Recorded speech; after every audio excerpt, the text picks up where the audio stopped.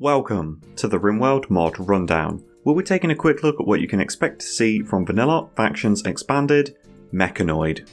For starters, you'll need to own the additional workshop content, Vanilla Expanded Framework, and Harmony. There is also integrations with the official Royalty and Ideology DLC, as well as many other mods from the VE series, like Outposts, Fishing, and Cooking Expanded. Whilst not required for the mod to function, they will unlock a lot of additional content to further enhance your experience. A highly requested mod rundown, and I can understand why. Mechanoids adds a lot of content and is a fantastic option if you don't yet own biotech and want to build your own mech army. As a warning up front, this is a far more involved mod than most of my other VE coverage, both mechanically and in terms of balance. To get the most out of this, you will likely need to tweak some values in the mod settings to adjust for any other mods you use and around your own personal difficulty preference. For the vast majority of players out there, this mod will only make your game harder, but in a good way. So what makes Mechanoids so huge? Let's see. New structures and gear, well, that's pretty standard. New Mechanoid enemies and an upgrade system to make them more dangerous? Okay. A total war mechanic for the world map, buildable droids for the player, and hold on a second. Factories, automation, a new storyteller, a new scenario, new security buildings, new quests, and a tactical nuke? Christ on a bike, we're going to need some coffee for this one. Anybody want coffee? Who wants coffee? Let's start with the easiest bits and cross them off the list. Firstly, the new storyteller, Igor Invader. He's unapologetically savage. If you've always wanted combat in Rimworld to be a bit more wham bam thank you ma'am, he's got you covered, sending raids every few days, doubling all damage types and rewarding you with good events for every raid that you defeat. If you like Winston waves and want something a little bit different, give Igor a try, and see just how fast you can burn through colonists when even the smallest of attacks is capable of removing limbs. The new scenario is Lone Scrapper, and it's a little bit of a death trap for less experienced players. You're given a single colonist and far too much wealth. While starts like Naked Brutality are difficult because you lack supplies, Lone Scrapper will see you suffer because you're essentially a big shining beacon to raiders, sitting on around 26,000 silver worth of parts and structures with only a bolt action rifle to defend yourself. You'll need to play extremely defensively to make the first couple of quadrums with this scenario. Speaking of surviving a few quadrums, let's mention the new mechanic as it plays into a lot of what this mod includes. The new Total War system. Now, don't worry too much. This doesn't involve selling progressively more expensive DLCs which release in a broken state and power creep units in a faction to such a degree that without paying for it you're left weaker than AI factions. That's the other Total War system. In Mechanoid Expanded, a new faction is introduced called the Mechanoid Swarm, and they run the Total War mechanic. They scale differently to other factions, ignoring wealth and days past, instead growing much stronger as they land progressively bigger and bigger ships on the planet's surface, with each one adding to the Mechanoid Swarm presence in the world and increasing the forces you'll need to face down if they decide to attack you. This is where the tricky aspect of balance comes in for the player. There are 5 tiers of ship: frigate, destroyer, cruiser, troopship, and carrier.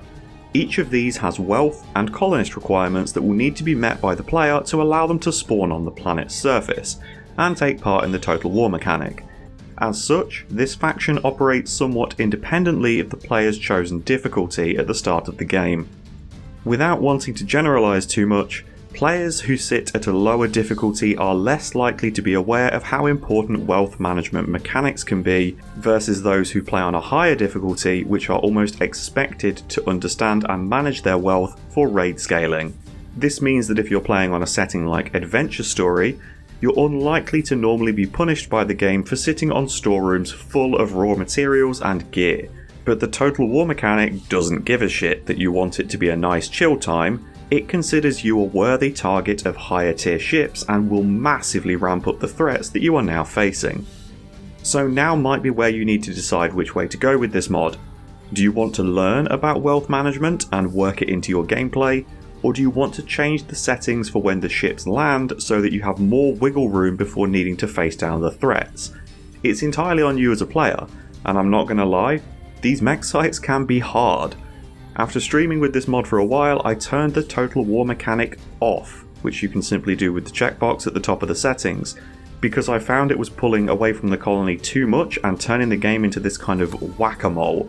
Sometimes you want to go rampaging, other times you want to chill at home. Both are totally fine choices. So what other options do we have for the Total War mechanic before we dig into what it actually throws at you?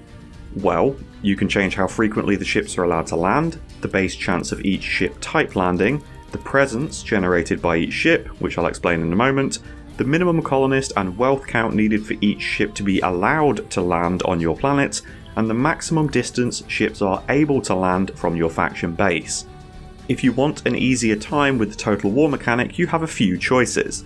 Either increase the time between landings, so you can deal with them at a more sensible pace and not feel rushed, or increase the colonist and or wealth count. Remember, this is a sandbox game. Set this to whatever you want. I just needed to make players aware of these settings, as this mod does scale outside of normal difficulty and may catch some folk out. So anyway, Total War. As ships land on the planet, Mechanoid presence increases. That is the mod setting you can change for each ship as desired. Mechanoid presence is essentially the Mechanoid swarm's unique currency for raid points, with all of the mechs for that faction costing a certain amount of combat points to deploy. As such, if you have 2 frigates on your planet, by default you'll have increased Mechanoid presence by 600, which the Mechanoid swarm will then spend on its mech raiders to attack you. As an example of costing, Scythers cost 150 points, Pikemen are 110, and Centipedes are around 400. Okay, so how do we deal with this ever-increasing threat then? You'll need to get yourself a good pair of walking boots and go for an adventure. The ship landing sites can be assaulted, and believe me, they're not going to go down quietly. Mech ships are made from numerous different parts that provide defences, risks, or rewards. You'll be dealing with engines, structural beams, uplink modules, reactors, terraformers, heavy machinery, cargo containers, climate adjusters, EMI dynamos, psychic suppressors, psychic droners, charge blasters, charge lances, troop storage, hull repair modules, mechanoid barriers, low shields, high shields, auto mortars, inferno artillery, charge railguns, orbital bombardment uplinks, assembly pods, mechanoid foundries, and cargo holds. Yes, there are a lot of potential configurations to these ships. You will not want to assault these sites without anything but a well-trained surgical strike force that's prepared for multiple eventualities. Attacking one of these sites unprepared can, and will, essentially end your run if you throw away all of your best combatants because you underestimated how dangerous it was going to be. They are fun fights to learn though, and what I consider the main draw of Mechanoids Expanded, even more so than the factories. They'll keep you constantly on your toes and present an actual challenge. But maybe you don't want to deal with them. Perhaps you're quite happy having mech raids turn up on your doorstep, feeding you some free scrap every now and again because you've got one of those big fancy singularity kill box setups and nothing can touch you. Think again. If Mechanoid presence reaches a high enough threshold, the Mechanoids will be upgraded permanently. Whilst not providing a huge boost to damage or stats in most cases, it allows Mechanoids to now use cover, turning the Mechanoid hive into something all of its own that can, and will, gain significant ranged defense bonuses from any walls, chunks, trees or barricades. Enough talk about Mechanoids as this general amorphous thing though. What actual specific Mechanoids are there? Well, you've got your standard Scythers, Lancers, Pikemen, Centipedes and Termites, all of which appear in base game Rimworld. You now also have to worry about Knights, which are a medium range, shielded, standard size mech with stronger armour than Scythers and Lancers at the cost of having lower speed. You'll also have to face Inquisitors. Sitting between Lancers and Pikemen in size, this heavy mech comes equipped with a highly volatile Inferno Spewer. As mechs are always immune to fire, it poses significantly more risk to you than it does to other mechs that may be tying you up in melee. With even more armour than the Knight, again at the cost of more movement speed, you'll want to destroy Inquisitors at range to avoid their fiery death explosion. Or you might get lucky and hit the fuel tank.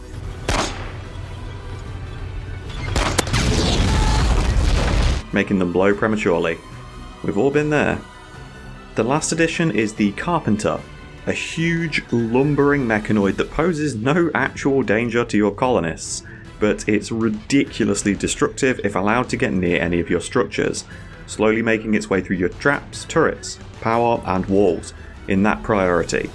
The Carpenter does nothing but rip down whatever you've spent so long trying to build up, crapping out the structures as basic resources once it's done with them. This thing goes a long way into forcing you to mix up your strategy. Long gone are the days of hiding behind stone walls or feeding enemies down long looping lines of traps. So those are your normal mechs. All of them now also have an upgraded form. In the case of all of them, they receive 10% more sharp and blunt armour. The Lancer, Knight, Inquisitor, Pikeman and Centipede can now all also make use of cover. Both the Scyther and Carpenter move faster, with the Carpenter also having a stronger plasma cutter to effortlessly disassemble your fortifications. The Termite upgrades its thump cannon to be equally as dangerous to humans as it is against walls, and you will find all of the enemies using advanced versions of their weaponry, with small range, damage or accuracy increases. Whilst advanced mechs aren't exactly this horrific jump in power or capability, you'd be staggered at how impactful a buff of allowing them to utilise cover actually is.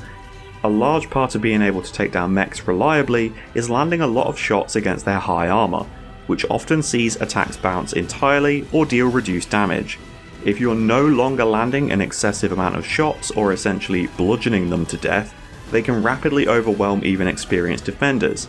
It also massively increases the risk of attacking a landed ship on the world map too, as they'll land with defensive structures in place around them, allowing long-range mechanoids like Lancers and Pikemen to happily stay in high cover and drown you in suppressive fire if you attempt to make an advance.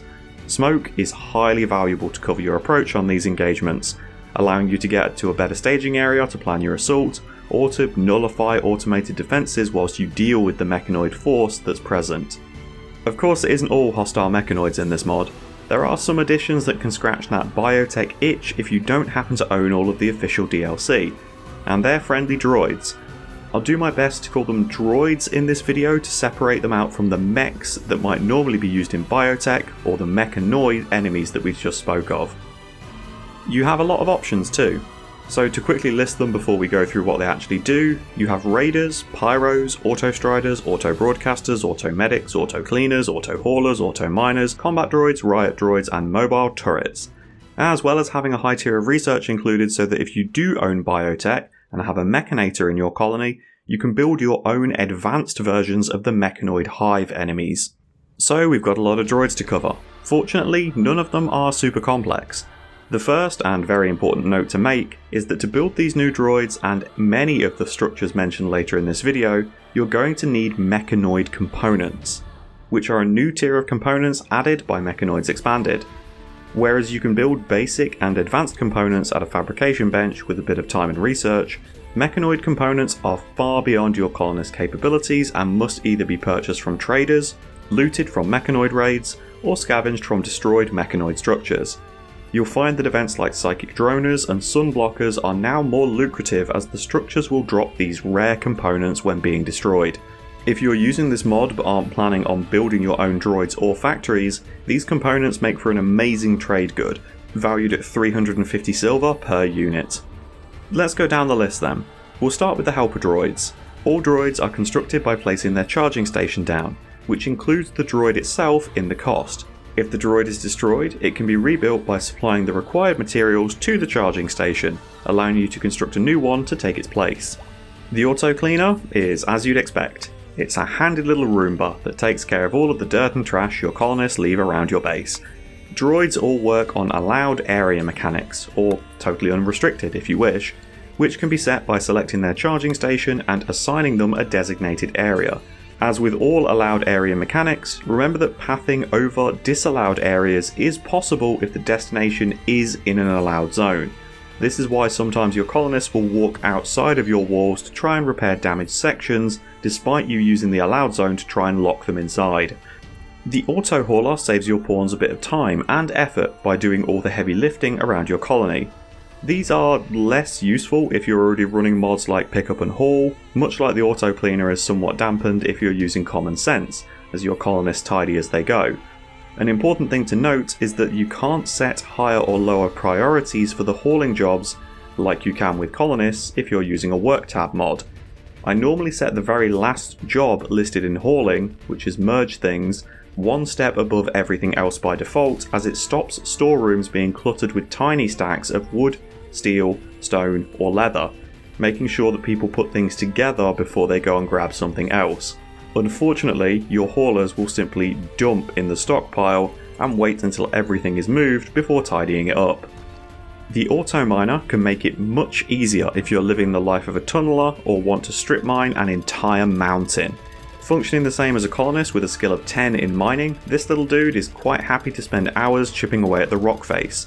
Also useful if you're prone to overextending whilst mining, as having a ceiling collapse on a colonist is always more painful than if this little thing happened to get squashed. The auto broadcaster is something really unique, and I kinda love the idea of it. It's a little roaming propaganda machine. It has 3 modes to choose between. Relaxing music, which grants nearby pawns a +5 mood buff for a couple of hours. Ideology propaganda, which reminds your colonists that hard work and sacrifice is all for the greater good, or, that falling out of line and believing in something else results in being imprisoned. And you can set it to prisoner recruitment, which says that it plays music that is liked by prisoners and is going to reduce their resistance. But I can only imagine that this thing drives around blasting high-pitched white noise just to break their spirit. Hey, want to hear the most annoying sound in the world? Let's look at the stats. I've got the facts. My money like Lizzo, my pockets are fat. Homie, I'm epic. Don't be a wap. Awesome little droid. 10 out of 10. Nothing else like this in the game. The Automedic is a higher tier service droid, capable of carrying your colonists to safety and patching them back up. As it's able to perform all jobs under the doctor work type, outside of socialising with pawns in the hospital, it even frees up some work from your colonists by taking over feeding duties for casualties too. The Automedic performs as well as a level 10 doctor, and its tend quality is related to the medicine that it picks up to use, exactly the same as your human colonists. The Autostrider is a heavy duty caravan animal, capable of carrying a whopping 105 kilograms and requiring no nutrition to travel. The main consideration to keep in mind when using this as a pack mule is its battery capacity, as without any power in its system, this chonker weighs 180 kilograms, not including whatever it might have had loaded onto it. I'd honestly consider in some cases that taking the charging station with you is the right thing to do, as it only weighs 8 kilograms. Whilst it does require a large amount of power to function, it works perfectly for doing things like ancient vault raids from VE Ancients, meaning that you're not so pressed for time. You can hook up to power at the location and then bring more loot home. Kinda specific in that use, but that's only if you're thinking about really long distance travel. It's great for item stashes or smashing disruptive structures that drop a lot of heavy materials. Now you've got your offensive options. The first to mention is the combat droid. It uses a weapon very similar to a mini turret that fires an additional round at the cost of a small amount of accuracy. By default, it will patrol the area that you set and keep an eye out for danger. If you want more direct control, you can draft it and use it exactly as you see fit in combat. Whilst only lightly armoured and very slow moving, it does offer more flexibility than a static defence option of a mini turret, with significantly less risk of causing a chain explosion. Next up is the Riot Droid. Whilst the combat droid is designed for pew pew, this is designed for slip slap, with a sword arm and a board arm. It's still just as slow as a combat droid and with exactly the same armour. As its name might suggest, the Riot Droid is better suited to putting down targets with a slightly less lethal approach, ideal for keeping right near the exit of your prison, ready to respond to any attempted breakouts with its big chunky fists. You have the option of a pyro, which is certainly a choice. Offering a little bit more tank than the combat and riot droids, it sacrifices even more speed, practically crawling at 1.3 cells a second. Its Inferno Spewer weapon works similarly to an Imp's Fire Spit, vomiting a cone of fire in a very close range. Dangerous even as a defensive option because this will cause enemies to flee when on fire, making them unpredictable as they can ignore rules of 1 pawn per tile and slip behind your defensive lines. Sometimes you just want to burn stuff, I guess? The Raider Droid is a mix of combat droid and an Autostrider. It doesn't patrol like the combat droid, but can still be drafted and moved into combat where needed. This is more designed to travel in caravans, with a focus on assisting you in attacking events on the world map, like taking down Mechanoid ships that have landed.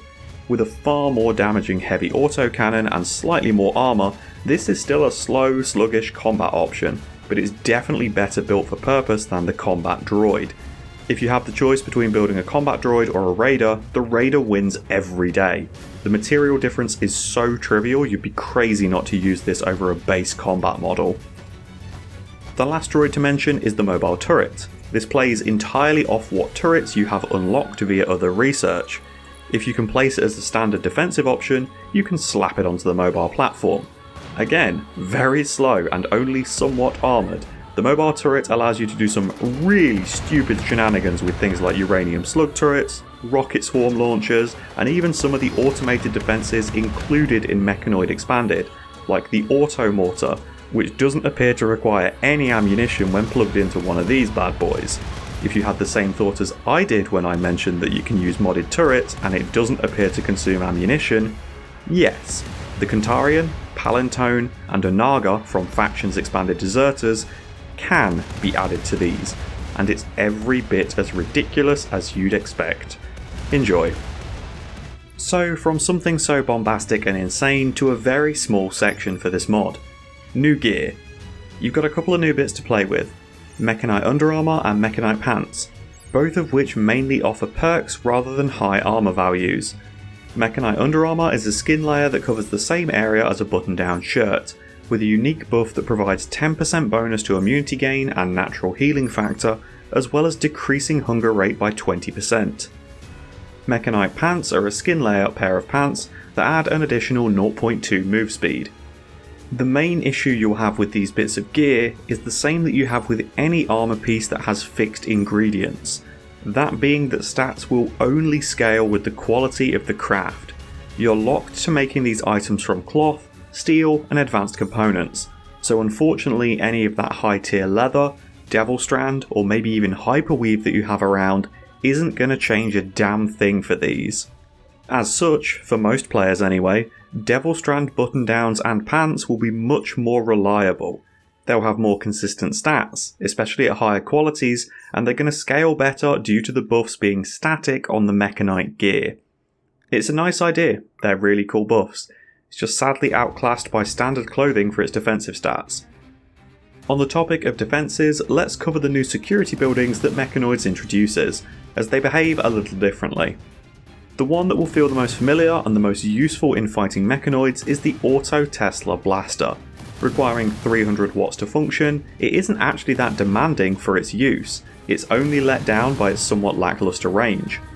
The Tesla Blaster fires a bouncing line of electricity through multiple enemies, which will always stun the target. Mechanoids are unable to adapt to this stun provided by the turret due to it constantly and carefully remodulating the surge that it releases, so no two blasts are alike. They're great defences to keep Scythers from pushing forward and cleaving your front line. All of the following turrets require no power and work on a system of ammo remaining until a reload is required, so you can safely relocate these around the base as needed to deal with the angle of attack, or minify them and throw them into a caravan, then set them up to have them aid with attacking an enemy base or a Mechanoid ship. The Auto Mortar takes all the hassle out of planning trajectories and angles away from your pawns and simply asks to be fed high explosive shells when needed. I'm not quite sure what shooting and intelligence skill this turret is similar to, but I've honestly found that using this hits the intended target with far greater accuracy than even a mid-skilled pawn, making it a fantastic choice to allow you to better use your shooters on the front line instead. If you want to use any shells besides high explosive, you'll need to download a separate mod that allows you to choose the ammunition type that gets fed into this. Onto the Charge Blaster, which is the same weapon that centipedes normally come equipped with. This turret is made for saturation rather than precision, similar to what you'd pick a minigun for. Useful for staggering and potentially downing a large unarmoured tribal raid, absolutely insane to consider for anything else. Manhunters close the distance too quickly. These shots miss often enough that a few rounds that do land on armoured targets usually bounce, and insects happily overwhelm your lines as fleeing isn't an option for them. The Auto Charge Lance is a somewhat more reliable choice of auto turret, with higher accuracy and a bigger punch to each shot, ideal for staggering larger targets or removing limbs in single shots against human-sized enemies. This is far more rounded and beneficial as a defensive emplacement than a charged blaster. It also has significantly more shots, being able to fire 36 times compared to the charged blaster's 16 burst fire volleys. Yes, the blaster may fire more projectiles, but how many of them are actually hitting anything? Lastly, the Auto Inferno cannon launches incendiary explosives over a middle distance, leaving flammable liquid at the detonation site. I don't honestly know what more there is to say about flame-based defensive options. They're usually more of a danger to your own colony, and using them as an offensive option by taking them to enemy bases is normally only going to burn down any potential loot that you might have gained. You know when you get that feeling that there must be something that you're missing? There's so many incendiary options in Rimworld, and I don't think I've ever used one without it causing more problems than it fixed.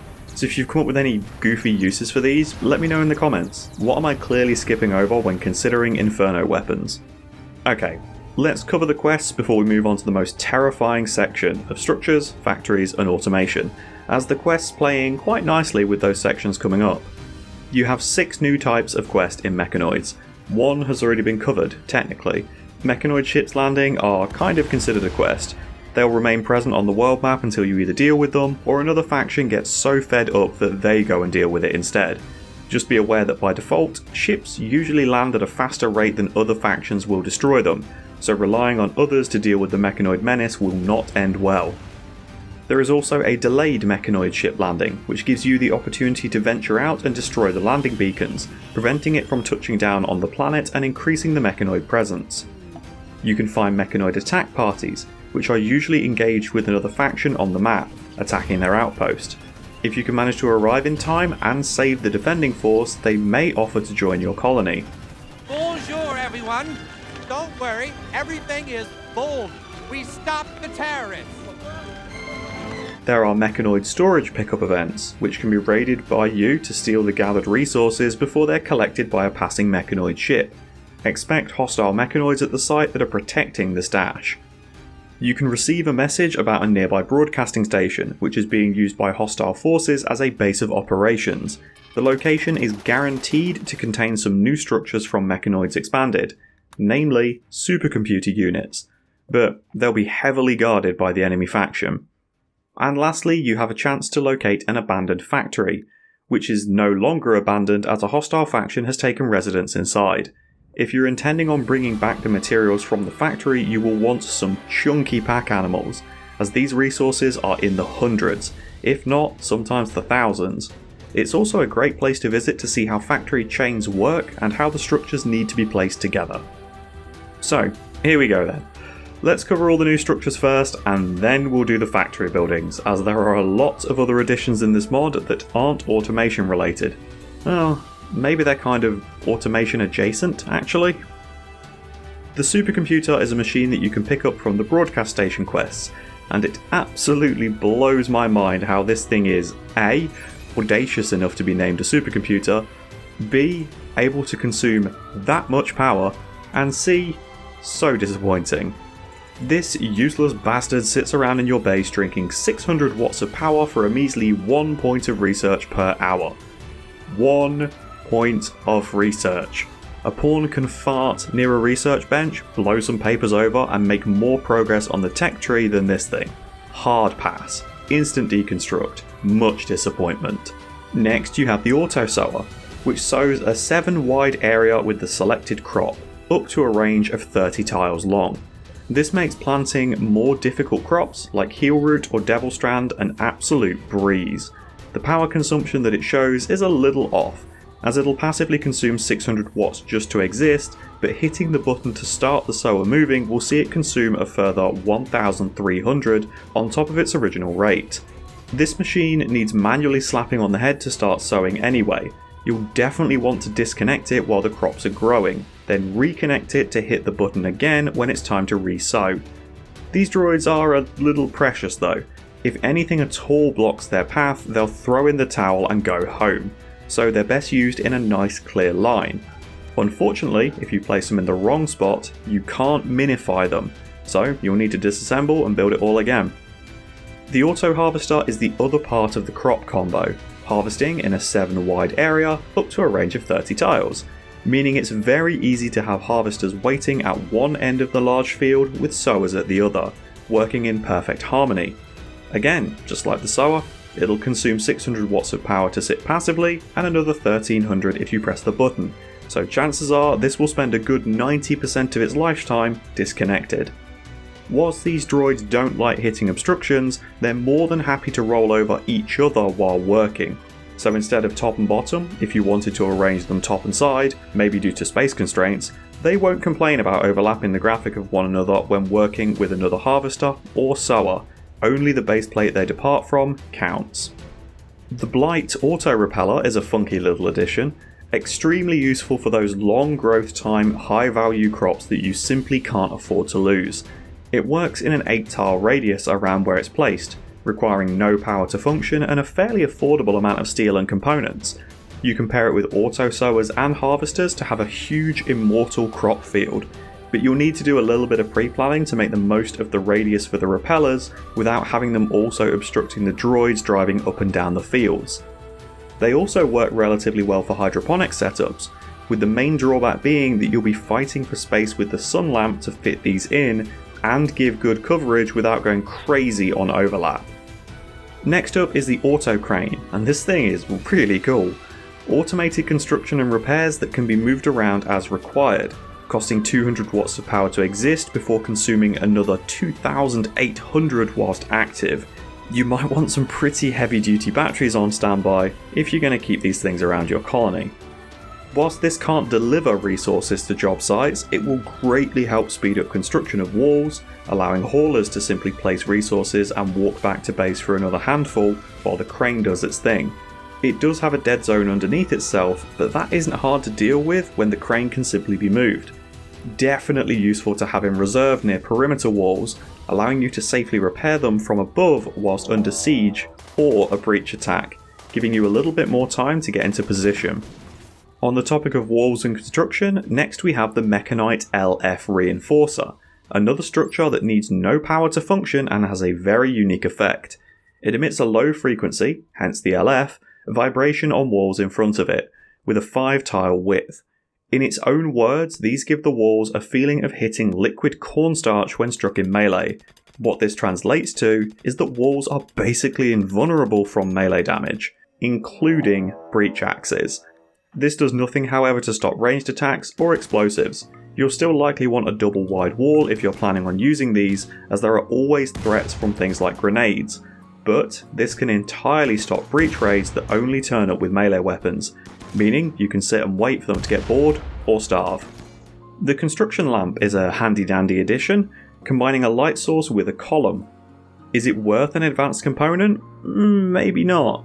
But the light that it puts out does have a higher radius than a standard lamp, working closer to a floodlight in its coverage.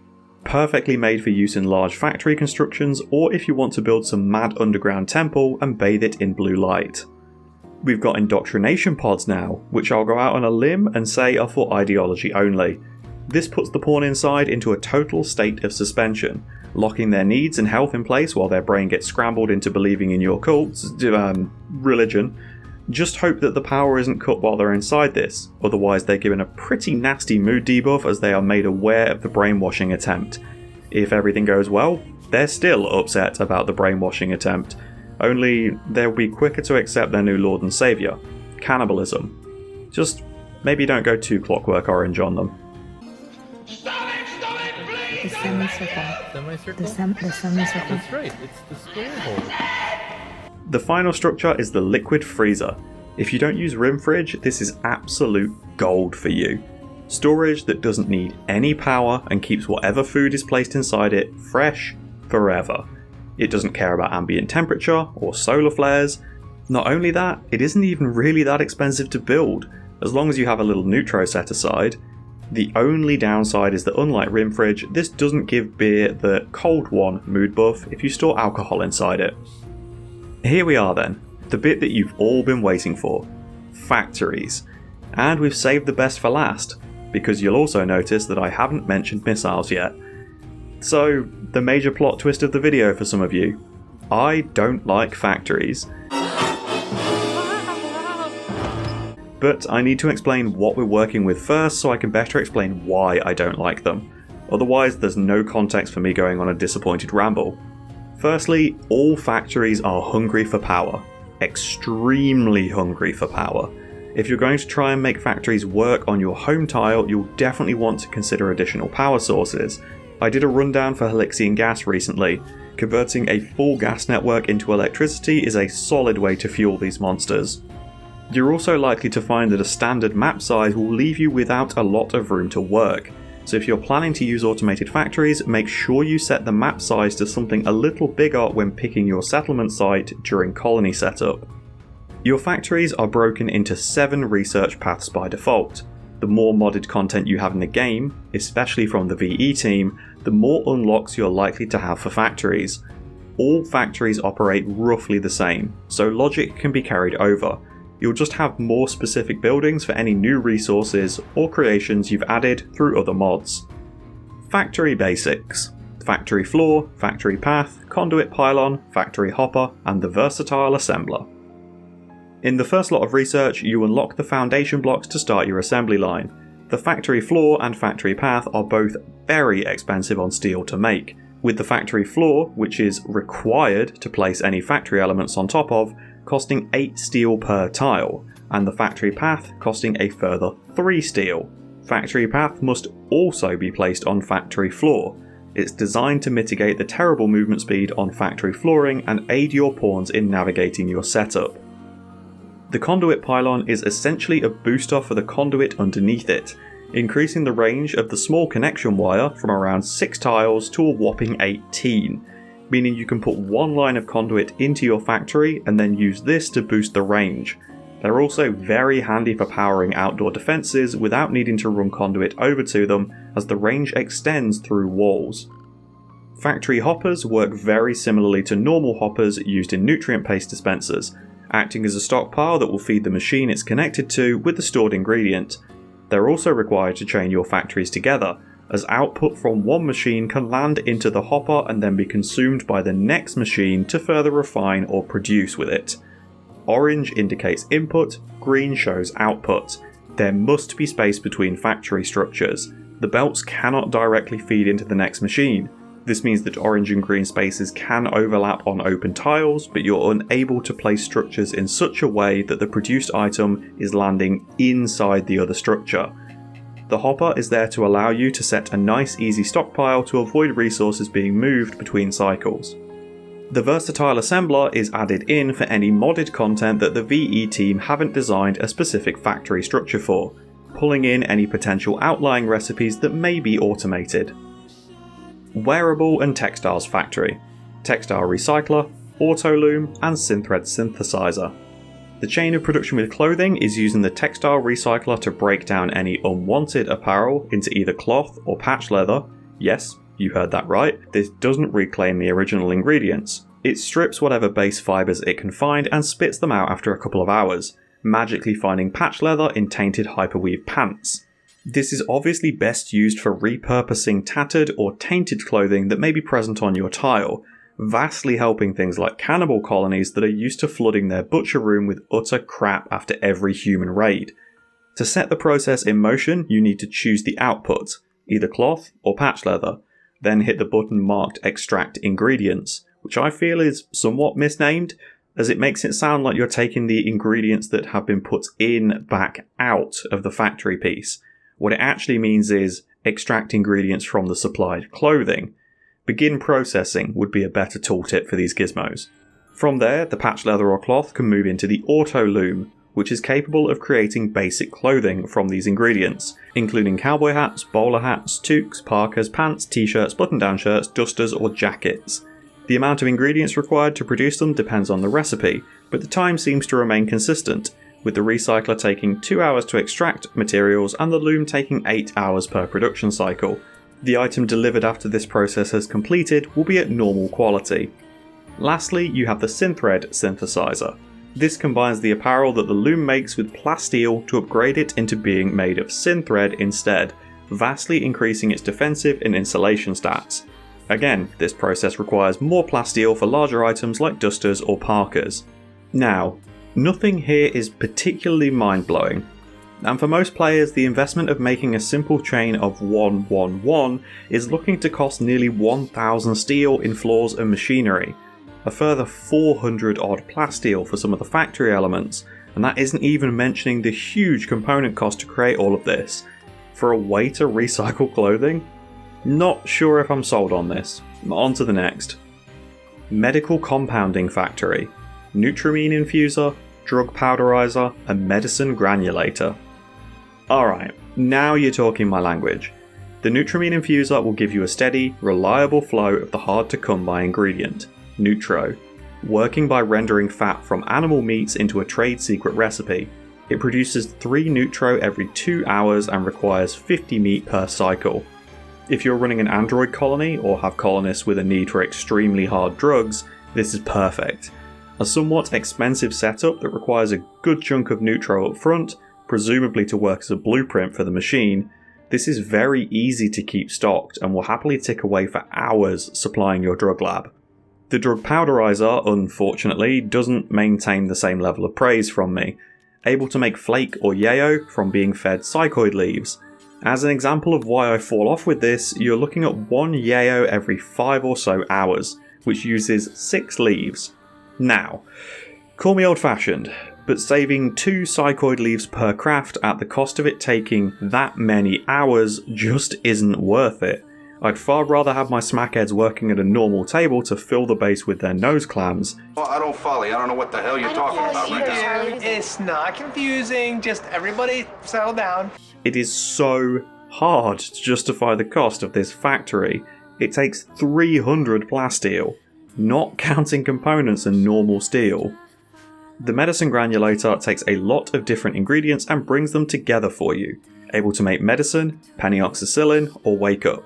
Admittedly, some of the recipes offer a better return, like herbal medicine, Nutro, and psychoid leaves turning into 3 penioxycillin versus the same amount of just Nutro only making 1. It's a tricky call to make on this one. In some cases, you may be turning ingredients that you have a huge surplus of into a more beneficial product, but on the other hand, this thing just cost you 300 Nutro to build. How long is it going to have to run to make back that level of investment? If you're scratching your head at this point about the balance of the factories, you are not alone.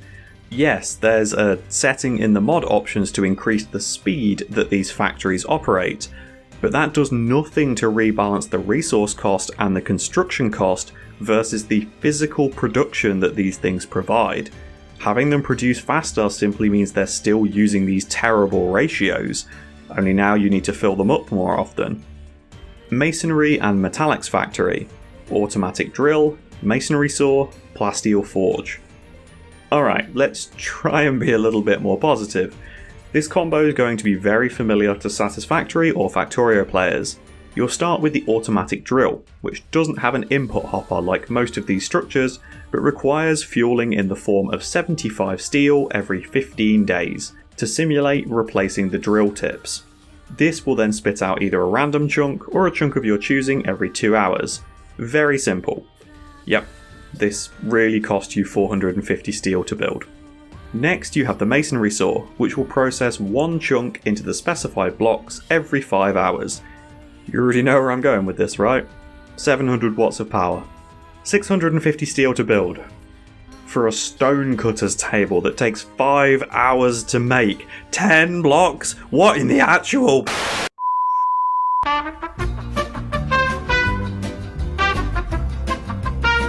The plasteel forge combines blocks of your choice with chem fuel and steel to make plasteel, consuming 5 blocks, 20 fuel and 20 steel.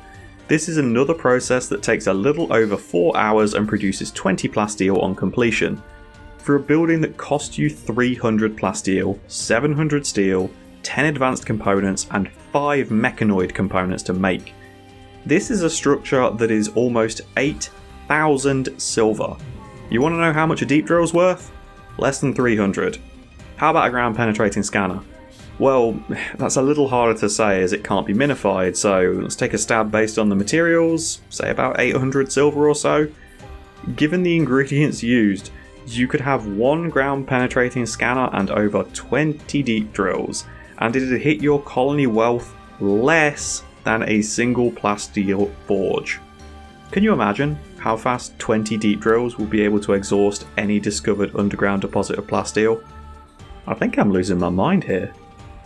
Electronics Fabrication Factory, Steel Extractor, Component Assembler, and Advanced Assembler. Alright, something to make steel. Maybe this starts to better explain the cost behind the other factory parts. This turns 1 stone or slag chunk into 10 steel every 2 hours. Alright. 750 watts of power consumption, 450 steel up front or so, with an extra component cost. But in 45 cycles, this thing is going to start paying for itself. Not bad if you consider this keeps pace with an automatic drill's chunk output and provides enough steel in just 8 cycles, or 16 hours, to provide the drill for its next 15 days. You know what? It's nothing mind-blowing, but I understand this. A couple of drills and extractors working away in a corner somewhere, passively dropping steel for your colony to use, is handy, as late-game steel use gets incredibly heavy at times. The component assembler works just like the bill at the fabrication table, consuming 12 steel to make you 1 component, only it takes 5 hours by default to produce. I don't even need to mention the cost at this point, you already know what I have to say. Now. Fuck off. The Advanced Assembler does the same thing, only for advanced components, requiring steel, plasteel, gold, and a component to be fed into its 4 input slots.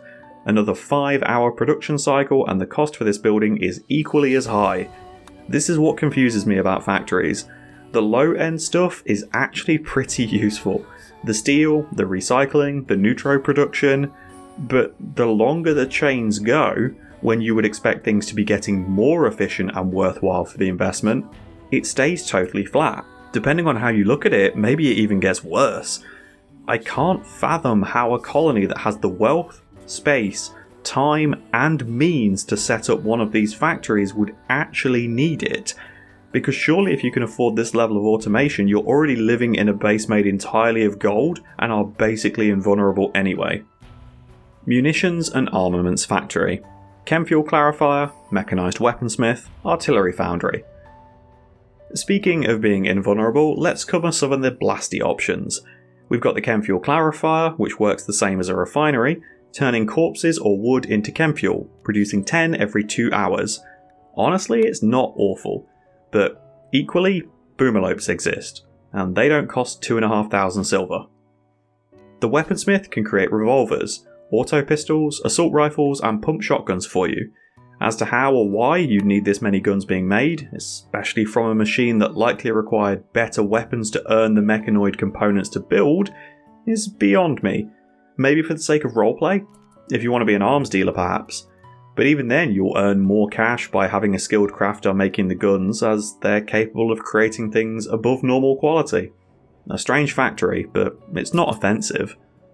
The Artillery Foundry is like a disaster waiting to happen, making high explosive or incendiary shells from steel and chemfuel, or EMP shells from steel and components. Because what you really want laying around near all of your expensive factory is massively volatile explosives. This is one of the more expensive factories from this chunk of research, demanding a good amount of plasteel. And the question is, do you really want explosives to be automated? I feel like shells are something I want to keep a really keen eye on to make sure I'm never storing a huge amount at any given time, something far better suited to a manually operated workbench. Provisions Packing Factory, Meat Grinder and Conveyor Oven. Alright, something actually a little different, only a little though. The meat grinder removes any need to butcher corpses, either blending animal remains into a processed meat slop or carving humans up into long pork.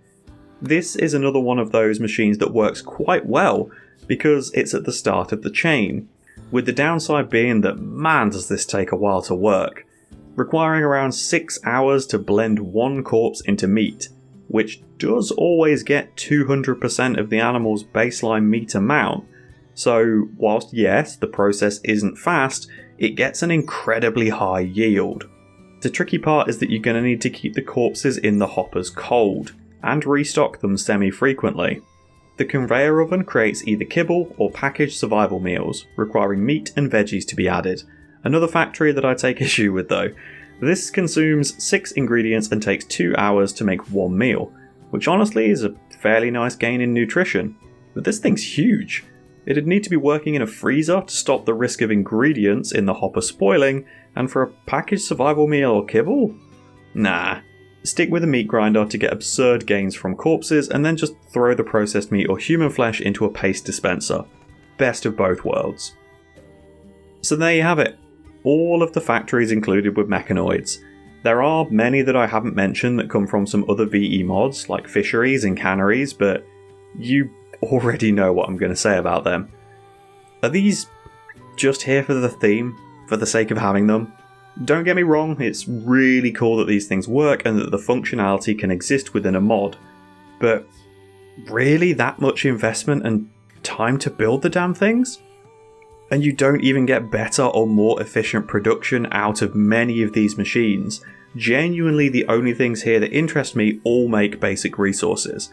Without wanting to carry on bitching, he said before carrying on bitching, the other major issue I have with this is that colonists being idle in Rimworld isn't a good thing. So if you've got factories making everything and droids hauling to all of the hoppers, then what are your pawns doing? You can't send them all away on missions because your colony wealth is bound to be over 500,000 if you can afford this stuff, possibly well into the millions. So, do they just spend all of their lives in biosculptor pods? Are you constantly running the game at max speed, just waiting for something to happen as everyone stands around in the rec room, occasionally getting into a social fight? I don't know. That's my honest answer to this. I don't know what factories are for, besides simply showing that it can be done in Rimworld. Are they a smart investment? Nope. Are they a powerful addition to your colony? Nope. Do they provide interesting and engaging gameplay? Not really. The initial setup and planning is kind of fun, I guess, but then you just fire and forget. You'll never interact with these again once they're up and running. I think for a lot of players, you'll see the research and read the descriptions of these structures and you'll get really hyped. Save up all the resources you need and build your first factory, and then it's like sitting down on a chair and finding out that it's wet. Anger, disappointment, shame, and just a little bit of paranoia. But I said that we'd end on a bang, and you better believe I wasn't lying about that. So, enough of me bashing factories. I don't like them, but if you do, more power to you. Make some awesome builds and just enjoy the game. I'm clearly being way too much of a numbers nerd about them. Games are meant to be fun. Me sitting here saying, well actually, they're not all that efficient, isn't really helping anything.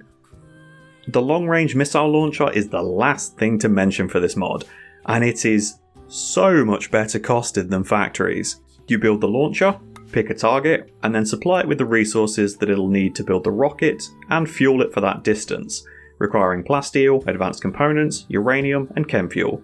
You can fire this thing at faction bases, landed Mechanoid ships, whenever you want. It's cheap, it's cheerful, it's a war crime, leaving nothing but a smouldering crater whenever it hits. Literally too. This thing will wipe faction bases off the map and turn the tile into an impassable ruin. If you've ever had dreams of doing a run where you're the only faction left standing on the planet at the end of it, stacking dozens of these alongside one another and firing them in unison to rid the planet of all other life is certainly a choice. As you might expect, factions tend to become immediately hostile if one of these hits for their settlement. No idea why. And that is everything. From new floors to nuclear wars, Mechanoid Expanded does truly have it all. If you want my honest pairing suggestion for this mod, just use Outpost Expanded. It'll let you make a factory by hauling 12 Mechanoid components to an empty tile on the world, setting something up, and choosing whatever output you'd like. If you haven't used Outpost Expanded before, don't worry, coverage of that is coming out eventually, as boy howdy is that a stupidly powerful mod to mess around with. I hope that this wasn't too much of a bashing for Mechanoids.